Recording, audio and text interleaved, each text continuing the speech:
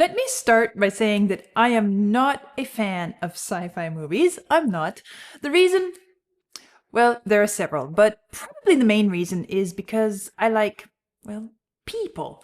I find that people, that humanity is, for me, such a rich field of study. There's so much to explore and understand, and it's so beautiful, and I'm pulled in that direction to understand us before trying to understand an imaginary being created by us. But Arrival, although a sci-fi movie, is actually not about aliens, but it is actually about us. And that is why I enjoyed it. Arrival is a movie with a deep and powerful message, not only about us, but about our life here on this planet. And I liked it. Amy Adams and Jeremy Renner did a fine job in... but before diving into it, I will preface by saying if you haven't watched Arrival, you should pause now and watch it before listening to my take on it. Okay, the plot.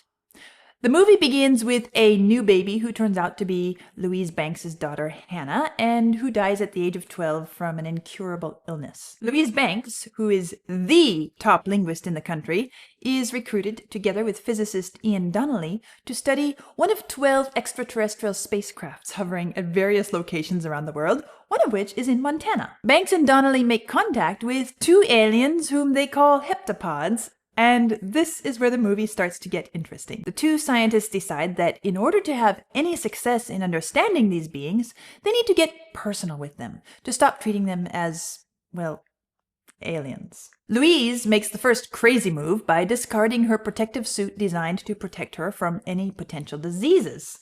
Then they name the aliens Abbott and Costello. She even dares to touch the glass separating them in an effort to show openness. The two scientists start to research the heptapod's complex written language, which consists of palindromic phrases written with circular symbols, and share the results with other nations.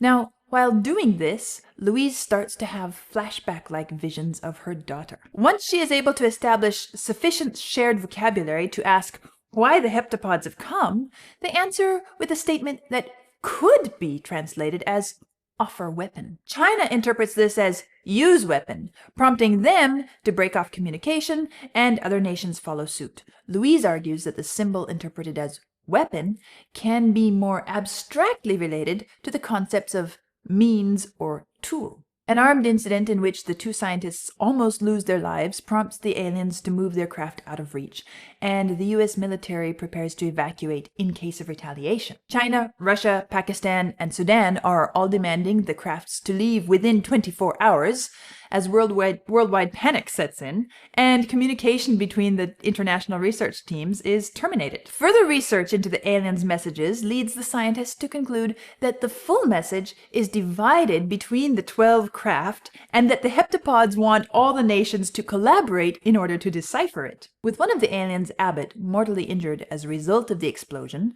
Louise goes alone to the craft and has a meeting with the second one, Costello, who explains that they have come to help humanity because in 3,000 years' time, they will need humanity's help in return. Louise realizes the weapon is their language. Learning the language alters humans' linear perception of time, allowing them to experience memories of future events. Then it becomes clear that Louise's visions of her daughter are revealed to be premonitions, not flashbacks. She doesn't actually have a daughter at this point in time, but she will have one. A daughter will be born to her sometime in the future. Louise returns to camp and tells Donnelly that the aliens' language is the tool that was meant by the word weapon.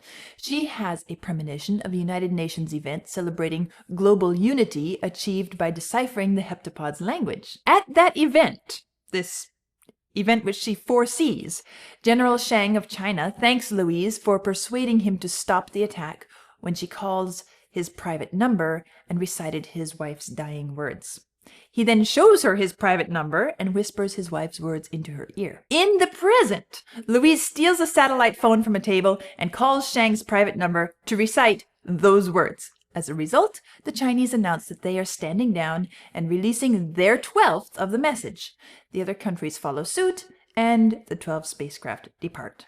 From what she has learned, Banks writes and publishes a book called The Universal Language, a guide to the heptapod language, which will eventually teach humanity to perceive time in the same way as the heptapods do. During the evacuation, Donnelly expresses his love for Banks. They talk about their life choices and whether he would change them if he could see his life from beginning to end.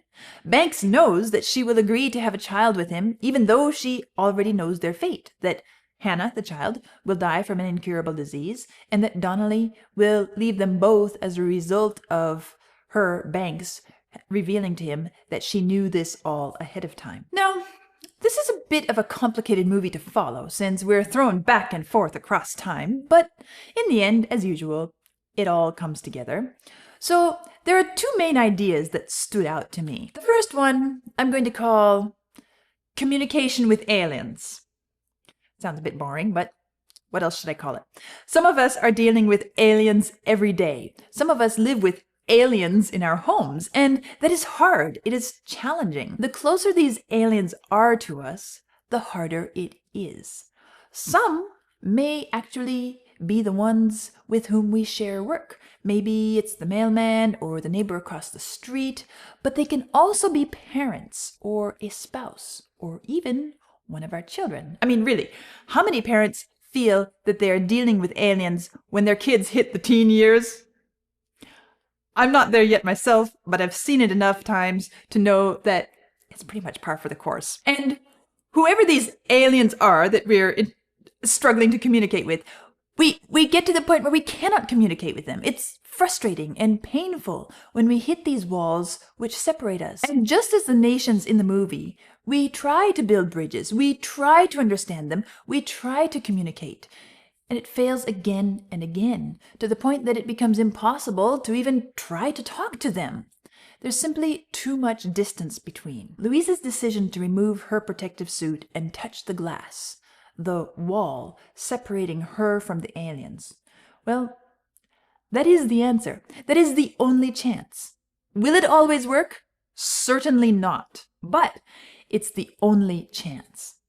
Love, just like democracy, by its nature, each by their very own natures, is vulnerable. Louise could have died easily, and she knew it. But she also knew that if she was ever going to be successful in building a bridge across, she would have to open herself up and become vulnerable. She would have to take that risk. They need to see me, she said when they were screaming, "She is insane." They need to see me. Dr. Banks. Dr. Banks. This movie presents a happy ending. It's a case in which it worked, but there are times in which, if and when one opens up, others will take advantage of it and things become much worse. But Arrival emphasizes the idea that this is the only way. And I agree. The second idea that stood out to me is what I'll call the gift. At the end of the movie, we find Louise facing a huge dilemma, one that none of us should ever face. In many ways, we will never face, and yet, in a way, we do every day. Will she agree to have a child, knowing that Hannah will die, she will suffer, Ian will suffer, the family will disintegrate, and the surviving members will be left with painful scars and a changed life from the experience? She asked Ian, if you could see your whole life from start to finish, would you change things? Louise's answer was, Despite knowing the journey and where it leads, I embrace it. And I welcome every moment of it. Well, as a mother of a toddler, this hits me in a soft spot. But as Louise did, I also choose to embrace it. I embrace the journey, knowing that it will end. I embrace the journey, knowing that someday we will die. I embrace the journey, knowing that someday my husband, Vlad, will die. I embrace the journey, knowing that even someday my little one will die. I hope it will be far in the future. And yet, I choose to embrace life. Life is a gift that we didn't ask for. And even though it will end, the beautiful moments make it fully worth the journey. I enjoyed Arrival. I hope you did too. I'll see you next time.